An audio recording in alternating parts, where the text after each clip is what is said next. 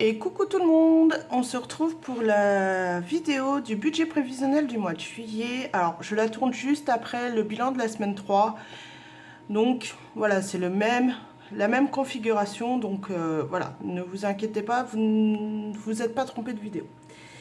Donc on se retrouve aujourd'hui pour le budget prévisionnel du mois de juillet. Donc comme j'expliquais lors de ma précédente vidéo, je ne sais pas à quoi m'attendre pour ce mois de juillet. Donc je vais prendre cette feuille là, les enveloppes, les épargnes et le suivi des épargnes. Voilà. On va enlever le classeur parce que le classeur du coup ne nous sert pas à grand chose. Voilà. Donc pour ce mois de juillet, donc comme je vous ai dit qui est un petit peu incertain, je vais me prévoir. Alors déjà on va noter que c'est pour le mois de juillet. Je me prévois de coût de la part de Pôle emploi 1068 €, puisque voilà, je ne sais pas trop comment c'est calculé pour le mois de juillet. Pour les charges fixes, alors, pour les charges fixes, donc j'ai enfin mon crédit. J'ai l'impression de me répéter du mois de juin, mais j'ai mon crédit qui va être clôturé du coup au mois de juillet. Donc la mensualité, je la connais déjà, c'est 90 €.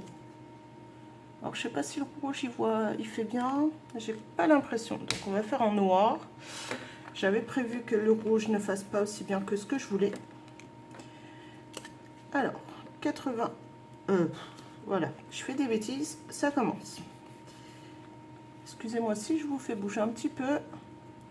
Donc 90 €. Ensuite, j'ai mon assurance vie qui est de 3 €. Je vais éviter de reboucher à chaque fois puisque ça revient au même. J'ai ma mutuelle, donc qui est pour les enfants et moi-même, puisque monsieur il a la mutuelle du travail, donc qui est de 79 €. J'ai la cotisation bancaire de la Banque Populaire qui est de 10 €.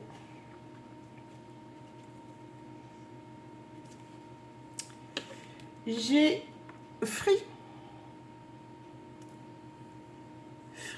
qui est du coup là par contre ça change puisque j'ai fini de payer mon téléphone, donc normalement voilà, je ne devrais pas avoir de mauvaise surprise. Donc 26 €, donc qui comprend mon téléphone, le forfait de mon téléphone et le forfait de mon conjoint. D'ailleurs j'ai oublié de faire la petite présentation. Donc on est 4 personnes à la maison, 2 adultes et 2 enfants. Mon conjoint travaille, je suis à Pôle emploi et mes 2 enfants, j'en ai un de 6 ans qui s'appelle Mathéo, qui est en grande section et qui restera en grande section.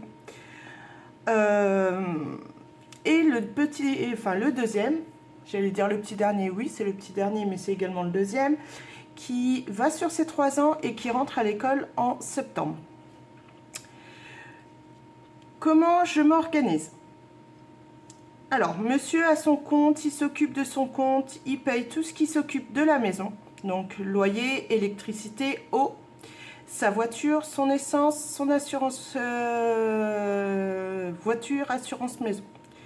Moi, je m'occupe de tout ce qui est vie quotidienne, entre guillemets, donc qui s'occupe des courses, qui s'occupe du marché, et ainsi de suite. Tout ça, on le verra lors de mes enveloppes. Pour les rentrées d'argent, j'ai Pôle emploi et j'ai également la MSA/CAF. Puisque moi, je suis à la MSA, mais c'est comme la CAF. Je prends que la part de Pôle emploi, la part de la MSA/CAF. J'ai décidé de la redonner aux enfants, donc ils ont chacun un compte où je leur mets des provisions pour à partir de septembre, c'est-à-dire pour la cantine, la garderie, le centre de loisirs et ainsi de suite. Si vous avez des questions, n'hésitez pas à me les poser en commentaire, je me ferai un plaisir d'y répondre. J'ai actuellement mon compte courant, là où il se passe mes rentrées d'argent plus mes charges fixes et charges variables. J'ai un compte Crédit Agricole pour moi qui me sert d'enveloppe virtuelle pour mes courses. Et j'ai également le compte des enfants. Donc, ils ont chacun un compte là où je leur fais leur provision. Est-ce que j'ai oublié quelque chose? Non, je pense pas. Revenons à nos charges fixes. Donc, je me suis également prévu une enveloppe charge fixe qui est pour les jeux. Puisque je joue à 2 jeux, je prends généralement un pass par mois, voire 2. Là, en ce moment, j'en prends qu'un. Et je pense que le mois prochain, je vais continuer sur 1, donc c'est 10 €. Donc, on va faire le petit calcul des charges fixes. Hop. Donc, 90 plus 3 plus 79 plus 10 plus 26 plus 10 de jeu. Ce qui fait 218 € de charges fixes. Voilà. Pour les charges variables, j'ai encore l'assurance scolaire des enfants qui va tomber au mois de juillet. Et normalement, après, je suis tranquille jusqu'à l'année prochaine. Donc, 26 €. Voilà. Pour ce qui est de mes épargnes, j'ai le fonds de secours. Ouais, c'est bon, vous êtes toujours cadré. Le fonds de secours. J'ai la santé. Enveloppe très importante pour moi, puisque du coup, j'ai un de mes enfants qui a quand même des petits soucis de santé, donc on va souvent chez le médecin. Voilà, et là, au mois de juillet, c'est sûr, l'enveloppe santé va fondre un petit peu, puisque il faut que je fasse les vaccins des 2 enfants. J'ai anniversaire. Anniversaire, là, au mois de juillet, j'en ai 2 à faire. Donc, l'enveloppe anniversaire, pareil, va fondre un petit peu. Noël, celle-là, ça va, pour l'instant, elle gonfle, mais d'ici quelques mois, elle va fondre, comme neige au soleil. Et j'ai l'enveloppe noire. L'enveloppe noire, que je mets tous les mois une somme. Et à la fin de l'année 2024, je vais la vider avec vous et on fera des provisions pour l'année 2025. Alors, fonds de secours, je mets 20 € tous les mois.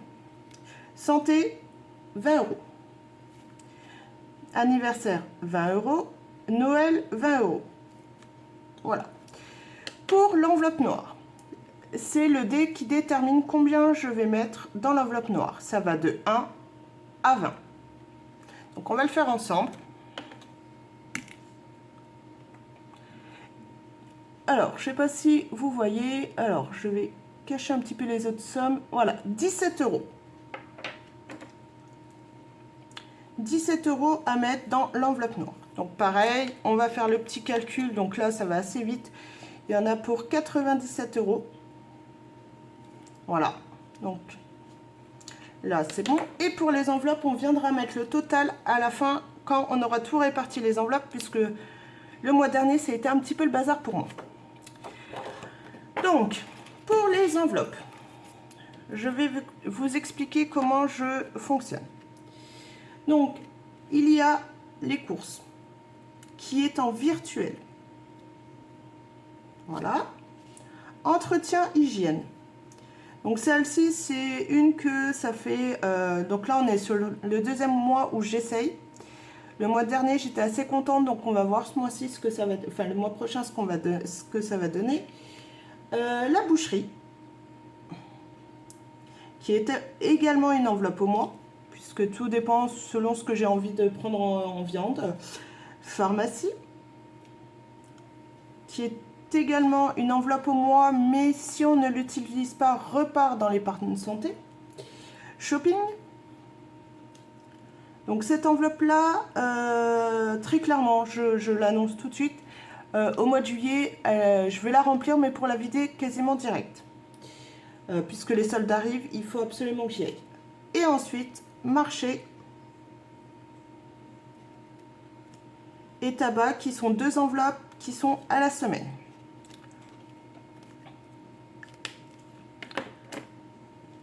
Alors, l'enveloppe course, c'est 430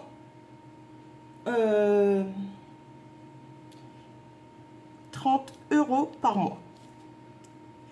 Alors, mois de juillet, j'ai oublié de préciser, mais mois de juillet, il y a la 5e semaine. La 5e semaine, je ne la compte pas pour le moment, puisque j'ai un défi 5e semaine, donc je prendrai que dans la 5e semaine de mon enveloppe. Donc, hop. Entretien hygiène, 30 €. Boucherie, 40 €. Pharmacie, 10 €. Shopping, 20 €. Donc, hop.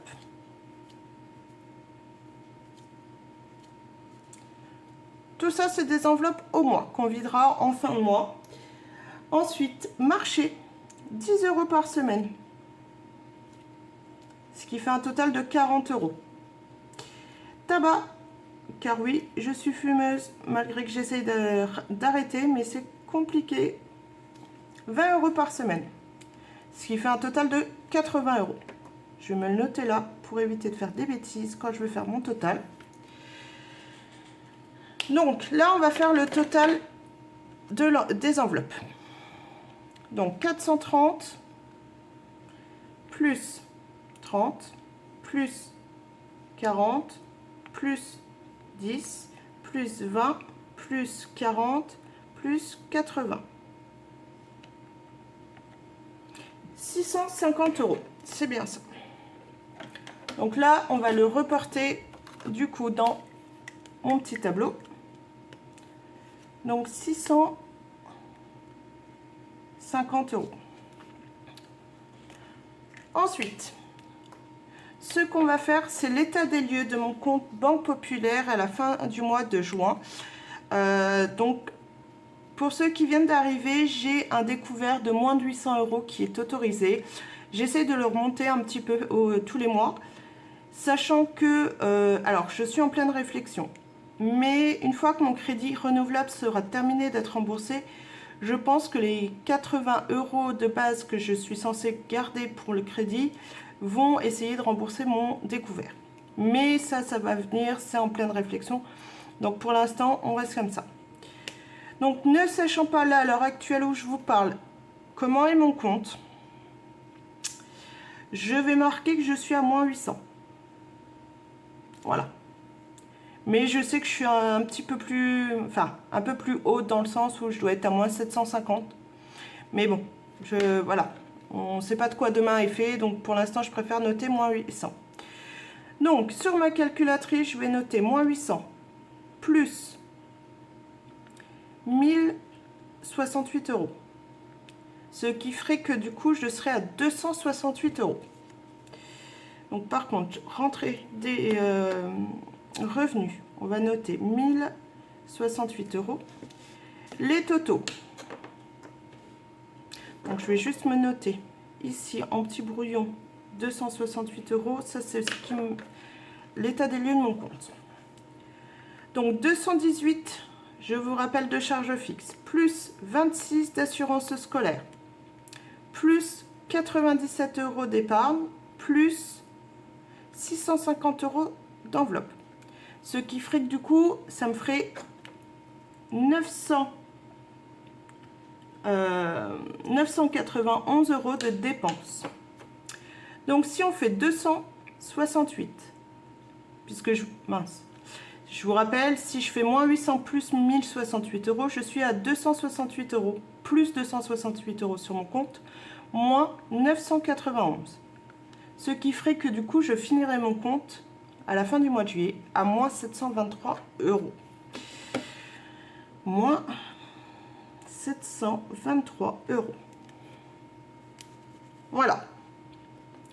Donc vous voyez que malgré que j'ai une petite rentrée au niveau de Pôle emploi, j'arrive quand même à rembourser mon découvert, mon crédit, plus quand même vivre tous les jours.